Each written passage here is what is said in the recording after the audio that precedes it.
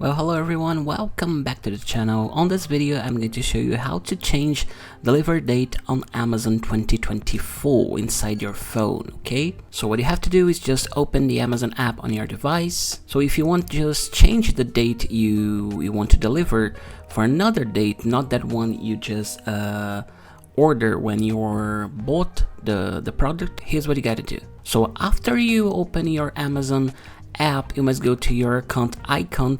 Down below is the second one from the left to right. So on the next screen, you may want to go to your orders. So you just look for your product, you want to change the delivery date, you press to the item, and if you scroll down the page a little bit, you will find an option to reschedule your delivery, okay? If you don't see this button, the chances are that your delivery, your product already left Amazon warehouse. So in that case, here's what you're gonna do. You must click on the 3-line button down below.